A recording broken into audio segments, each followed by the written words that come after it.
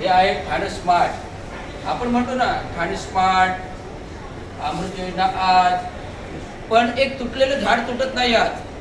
आपण म्हणतो ठाणे स्मार्ट, अमृत योजना आहे आज, पण एक झाड तुटत नाही आज. माझ्या दरवाज्यावर गेल्या गुरुवारी का शुक्रवारी झाड पडलं भलं मोठं.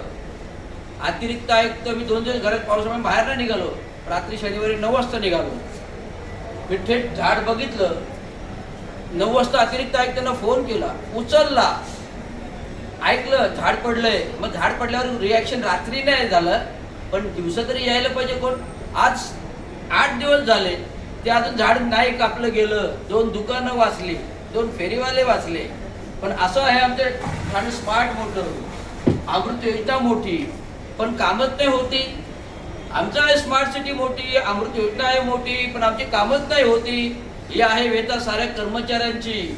कर्मचारी तुटवडा आहे मोठा. आणि उपमुख्यमंत्र्यात काम करा तुम्ही जोरात, नसेल काम करत त्याला करा सस्पेंड. अरे जे कर्मचारी तुटपुंजे राहिले त्यातून किती कर्मचारी सस्पेंड करणार तुम्ही? 16 कर्मचारी सस्पेंड. मग काम करायला कोणतरी पाहिजे ना जागेवरती. एकनाथ शिंदे आले उपमुख्यमंत्री, त्यांनी स्क्रीनवर पाहिलं आणि लगेच पाणी साफ झालं. एकनाथ शिंदे आले, स्क्रीनवर फक्त बघितलं, पाणी साफ झालं.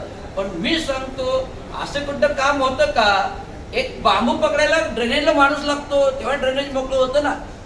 प्रॅक्टिकली जागेवर काम करावं लागतं. असं स्क्रीनवर बघून कधी पाणी दूर होत नाहीये. उपमुख्यमंत्र्यांना मला सांगणं आहे. मी काही बोललो, काल समोर बरोबर होतो, साहेब कर्मचारी तुटवडा आहे. नाही, मी सांगितलं आयुक्तांना भरती करायला. मी आयुक्तांना पण सांगितलं, साहेब आयुक्त कामच नाही करत, 6-6 तास उभं राहायला लागतं.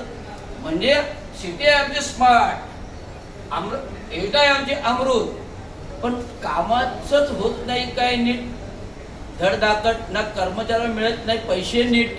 हीच आहे व्यथा. आणि हे आमची ठाणे महानगरपालिका आता. धन्यवाद. कसं बोलू?